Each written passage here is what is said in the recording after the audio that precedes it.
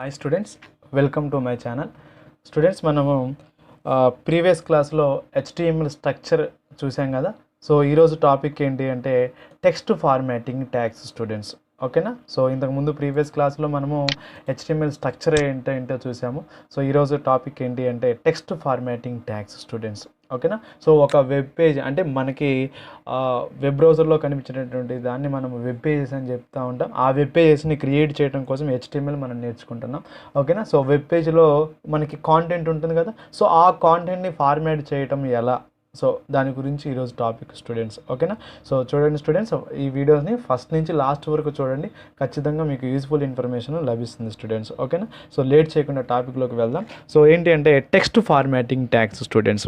ఓకేనా? Text, so చూడండి, text which is displayed on the web page and which is going to be affected by the application developer.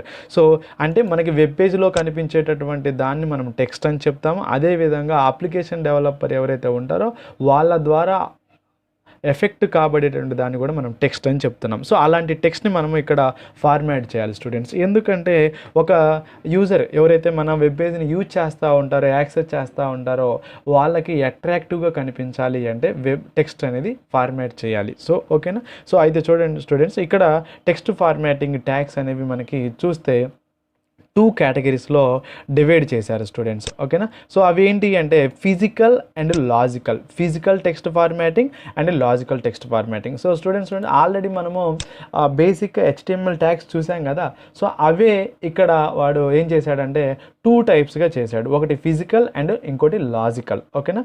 So మీకు చూడండి, ఇక్కడ first physical గురించి చెప్తాను, తర్వాత లాజికల్ గురించి చెప్తాను. సో మళ్ళీ మీకు ప్రోగ్రామాటికల్గా కూడా చెప్తాను. సో ఈ వీడియోని మిస్ కాకుండా ఫస్ట్ నుంచి లాస్ట్ వరకు చూడండి స్టూడెంట్స్. ఓకేనా? సో ఫస్ట్ చూస్తే ఫిజికల్ టెక్స్ట్ ఫార్మాటింగ్ స్టూడెంట్స్. ఓకేనా? A physical character tag controls how the characters are formatted. So అంటే క్యారెక్టర్స్ ఎలా ఫార్మాట్ చేయబడినదో చెప్పేదే మనకి ఫిజికల్ క్యారెక్టర్ ట్యాగ్. అంటే ఫిజికల్ టెక్స్ట్ ఫార్మాటింగ్ ట్యాగ్స్ మనకి క్యారెక్టర్స్ ఎలా ఫార్మాట్ చేయబడినదో దాని గురించి చెప్తుంది స్టూడెంట్స్. ఓకేనా? సో చూడండి, ఇక్కడ మనకి అంటే ఏ రకంగా ఫిజికల్గా అంటే అది థిక్గా ఉందా, బోల్డ్గా ఉందా, ఇటాలిక్ అంటే కొంచెం బెండ్ అయి ఉందా, అండర్లైన్ ఉందా, అంటే మీకు అర్థమవుతుంది కదా. అంటే మనకి ఫిజికల్ అపీరెన్స్ తెలుస్తూ ఉంటుంది. అంటే ఒక వెబ్ పేజ్ని మనం ఓపెన్ చేయగానే మనకి డిఫరెంట్ టైప్స్ ఆఫ్ టెక్స్ట్ కనిపిస్తుంది స్టూడెంట్స్. అవును కదా? సో అలాంటి టెక్స్ట్ కనిపిస్తుంది కదా మనకి. సో అవి మనకి ఏ విధంగా ఉంటున్నాయి. సో ఇక్కడ చూస్తే అంటే ఫిజికల్గా అపీరెన్స్ని చేంజ్ చేయడం కోసం ఉపయోగించే ట్యాగ్స్ని మనం ఫిజికల్ టెక్స్ట్ ఫార్మాటింగ్ ట్యాగ్స్ అని చెప్తాం.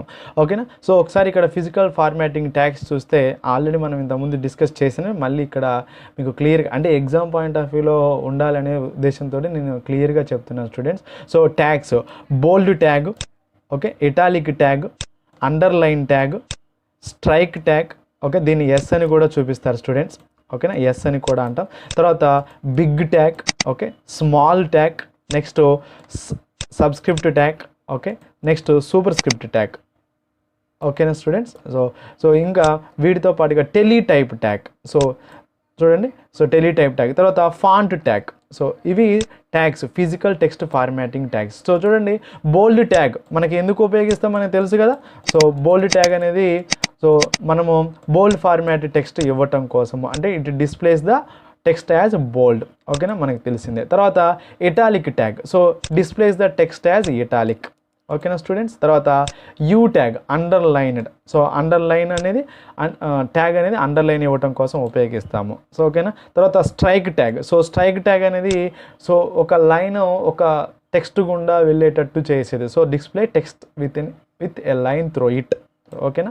తర్వాత బిగ్ ట్యాగ్. ఓకేనా? సో బిగ్ ట్యాగ్ని మనము ఎందుకు ఉపయోగిస్తామంటే టెక్స్ట్ బిగ్ సైజులో రావటం కోసము. తర్వాత స్మాల్ ట్యాగ్ని టెక్స్ట్ స్మాల్ సైజులో రావటం కోసము. తర్వాత సబ్స్క్రిప్ట్ తెలుసు కదా, display the text as subscript. So subscript అంటే text that display below the baseline of the text. ఓకేనా? తర్వాత superscript. So superscript వచ్చేసి display the text as a superscript. So text that has baseline above the baseline of the text. ఓకేనా? So అయితే below the అంటేనేమో subscript, above the అంటేనేమో superscript. తర్వాత teletype. So చూడండి, మనకి typing చేసేటప్పుడు ఒక format text వస్తుంది కదా, ఆ ఫార్మాట్ ఫిక్స్డ్ విడ్త్ ఫాంట్ అనేది ఉంటుంది సైజు. సో అవి రావాలంటే టీటీ ట్యాగ్ని ఉపయోగిస్తాం స్టూడెంట్స్, ఓకేనా. తర్వాత ఫాంట్ ట్యాగ్, సో ఒక టెక్స్ట్కి కలర్ ఇవ్వాలి, అదేవిధంగా టైప్ మార్చాలి, సైజు మార్చాలి అంటే మనం ఫాంట్ ట్యాగ్ను ఉపయోగిస్తాం స్టూడెంట్స్, ఓకేనా. సో ఇది ఫిజికల్ టెక్స్ట్ ఫార్మాటింగ్. సో ఒకసారి ఇక్కడ ఫాంట్ గురించి మీకు క్లియర్గా చూడండి, colour attribute, size attribute, phase attribute, ఈ ఫాంట్ ట్యాగ్ ఉపయోగించి చెప్తాం స్టూడెంట్స్, ఓకేనా. సో చూడండి, మీకు మళ్ళీ నేను ఈ ఫిజికల్ టెక్స్ట్కి సంబంధించింది అంటే ప్రోగ్రామ్ రాసి చూపిస్తాను, ఓకేనా. సో తర్వాత చూడండి లాజికల్ టెక్స్ట్ ఫార్మాటింగ్, ఓకేనా. సో ఇప్పుడు ఫిజికల్ టెక్స్ట్ చూసాం కదా, తర్వాత logical text. So logical character tag describes how the text is being used, so not necessarily how it is formatted. So మనము ఫిజికల్ అంటేనేమో అది ఏ విధంగా ఫార్మాట్ అయ్యింది అనేది చూసాం. సో లాజికల్ అంటే ఏం చెప్తున్నాడు, how the text is being used అంటే ఏ విధంగా ఉపయోగిస్తారు, ఎలా ఉన్నది ఫార్మాట్ ఎలా చేశారనేదేమో ఫిజికల్ అయితే, అది ఏ విధంగా ఉపయోగిస్తారనేది చెప్పేదేమో లాజికల్ టెక్స్ట్ ఫార్మాటింగ్ స్టూడెంట్స్, ఓకేనా. సో ఇక్కడ చూస్తే లాజికల్ టెక్స్ట్ ఫార్మాటింగ్ ట్యాగ్స్ వచ్చేసి cite tag, code tag, del tag, definition tag, emphasize tag, inserted tag, keyboard tag, samp tag and variable tag, ఓకేనా. సో ఇవి లాజికల్ టెక్స్ట్ ఫార్మాటింగ్ ట్యాగ్స్, ఓకేనా. So ఒకసారి చూడండి, site ట్యాగ్ని మనం ఎందుకు ఉపయోగిస్తామంటే దీన్ని సైటేషన్ అంటారు. So ఎంపసైజెస్ the text in the italics అంటే ఐ ట్యాగ్ తెలుసు కదా ఇటాలిక్, సో ఆ ఫార్మాట్లో రావడం కోసం మనము ఈ సైట్ ట్యాగ్ని ఉపయోగిస్తాం స్టూడెంట్స్, ఓకేనా. తర్వాత కోడ్ ట్యాగ్, సో మనకి సి కోడ్ కావచ్చు, జావా కోడ్ కావచ్చు, సో అంటే ఒక కోడ్ ఫార్మాట్లో ఇవ్వటం కోసము. సో కొరియర్ ఫాంట్, ఓకేనా, ఫిక్స్డ్ విత్ ఫాంట్ రావాలి అంటే కోడ్ ట్యాగ్ని ఉపయోగిస్తాం. తర్వాత డెల్ ట్యాగ్ని, సో డెల్ ట్యాగ్ని మనం ఎందుకు ఉపయోగిస్తామంటే చూడండి, డిలీటెడ్ టెక్స్ట్ చూపించడం కోసం, display text with a line throw it, strike ఫార్మాట్లో చూపిస్తుంటే డిలీట్ చేశారు అని చెప్తా ఉంటుంది స్టూడెంట్స్, ఓకేనా. తర్వాత డిఎఫ్ఎన్, సో డెఫినేషన్ ట్యాగ్ అంటారు దీన్ని. సో ఇది ఇటాలిక్స్ ఫార్మాట్లోనే ఉంటుంది. సో చూడండి, renders differently in Netscape and internet explorer, ఓకేనా. సో ఈ డిఎఫ్ఎన్ ట్యాగ్ మనకి నెట్స్కేప్ బ్రౌజర్లో, ఇంటర్నెట్ ఎక్స్ప్లోరర్ బ్రౌజర్లో ఇది క్లియర్గా కనిపిస్తుంది స్టూడెంట్స్, ఓకేనా. తర్వాత emphasise, so ఎంపసైజెస్ the text in some way usually as italic, so emphasise అని అంటాం ఈఎం ట్యాగ్, సో ఇటాలిక్ ఫార్మాట్లోనే ఉంటుంది స్టూడెంట్స్, ఓకేనా. తర్వాత inserted text tag, so underline అంటే అండర్లైన్ చేయబడి ఫార్మాట్ వచ్చేస్తుంది మనకి, ఇది ఇన్సర్టెడ్ ట్యాగ్ అనేది, ఓకేనా. తర్వాత కేబీడీ వచ్చేసి, సో కేబీడీ అంటే కీబోర్డ్ అని చెప్తాం, ఫిక్స్డ్ విత్లో ఉంటుంది అంటే మనం టెక్స్ట్ని కీబోర్డ్ నుంచి ఎంటర్ చేయాలని చెప్పేసి. తర్వాత శాంపిల్ అవుట్పుట్ చూపించడం కోసము ఫిక్స్డ్ విత్గా ఉంటుంది.